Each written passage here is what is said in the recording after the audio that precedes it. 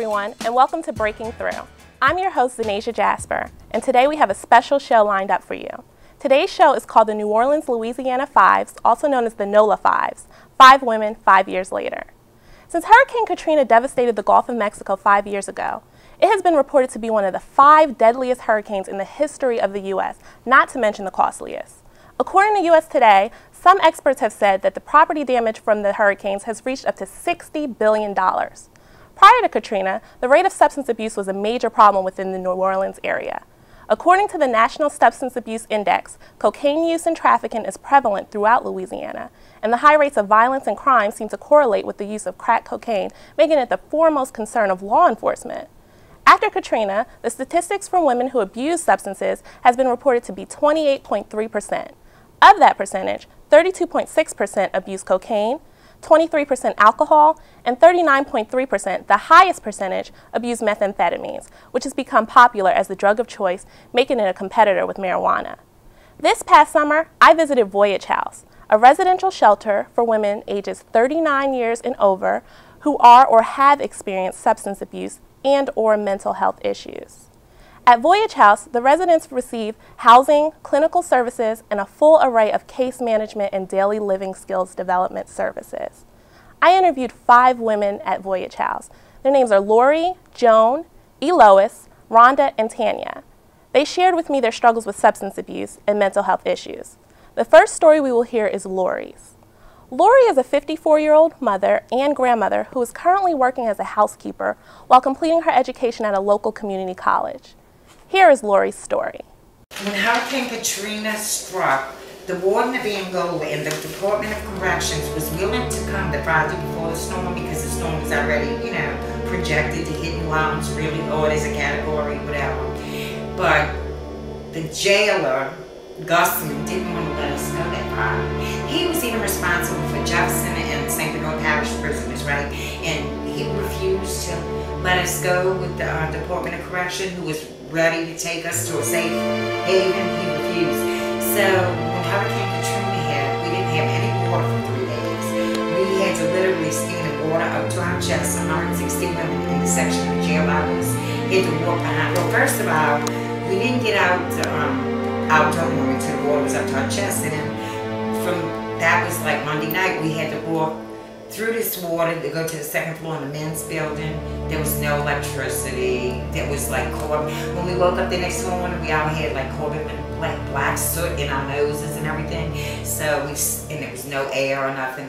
So that Tuesday, Tuesday after the storm, we were in line with water. Had to stand in this water for like 11 hours before we can make it to these boats, right? Because they could only put so many. They only had so many boats, and it took like from 2 in the afternoon to 11 o'clock at night to transport these prisoners from the jail to the boats. And then they put us up on the overpass until Wednesday evening with no water, no sanitary napkins, no nothing. And there was 1,600 men on one side of the bridge, and I don't remember exactly how many women on the other, but when we sat on the bridge back to back. And not only what we subjected to all of this, but all of the guards that worked there, all of his people that he employed, they were subjected to the same thing. They were stuck on the overpass. They were separated from their families.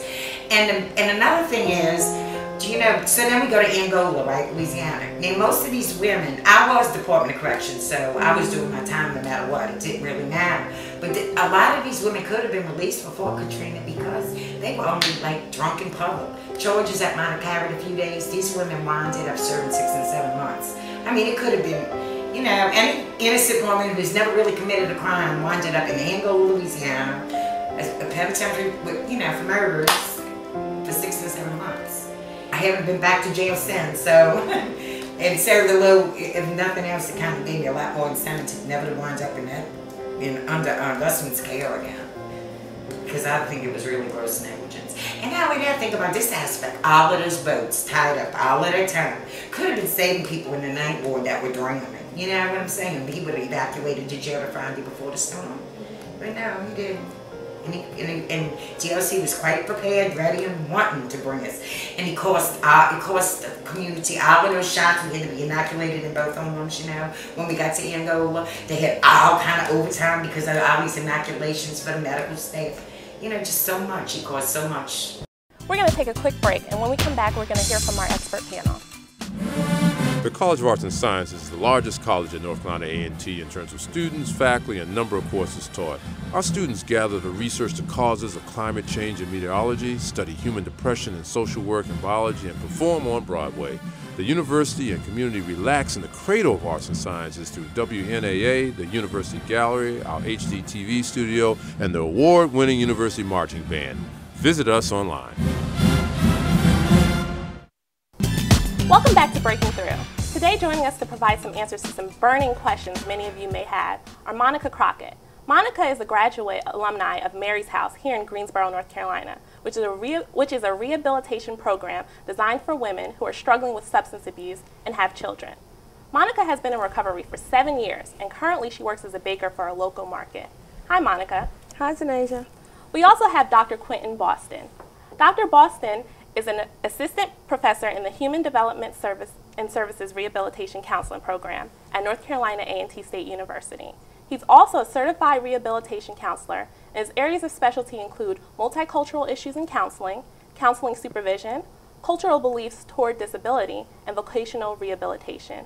Hi, Dr. Boston. How you doing, Zynasia? I'm doing great. How are you? Doing great. Great. We're glad to have you here today. Likewise. Okay, I know you guys are very interested, very anxious to get into the discussion about Lori's experience during Hurricane Katrina. Mm-hmm. Okay, so first I'm going to ask you, Dr. Boston, after hearing Lori's struggle in prison during the hurricane, what types of behavior would you expect to see from her after experiencing such trauma? Well, first off, I can understand if she's angry. After hearing and after seeing, hearing her story in regards to the information, what she went through, water, up to her neck and stuff like that, and her feeling that the Department of Corrections didn't do enough to provide services for them, especially in such a high situation. And second of all, also, isolation, possibly, and resentment, are other issues that I can see that possibly may arise, but especially the anger and frustration. Definitely. How would you treat someone in her predicament that has experienced this trauma? Well, first of all, one of the things that you have to keep in mind is you want to get in the here and now with that individual, which means you want to acknowledge, if I was working with her, acknowledge her feelings, i.e. the anger. It's okay to be upset for a little while, to at least let her know that I understand and I can hear where she's coming from, and to have some empathy for her. Then second of all, from there, then we can move forward, in regards to, because she did talk about having a support system. So that's something also really big as well, that I would also feed off of when working with her. But most importantly is getting in touch with her feelings, and also having her, express that, that yes, I feel angry, I am a little upset, some isolation, and so dealing with those issues there, for me, getting in the here and now and actually acknowledging her feelings would be something that I would definitely start with. We'll be right back with the second half of Breaking Through right after this break. In the College of Engineering, we build bridges from the simple to the complex. We have graduate and undergraduate programs in 6 departments. Our students and faculty study topics that touch your life today and affect your world tomorrow. In the College of Engineering, we make the future now. For more information, visit us online.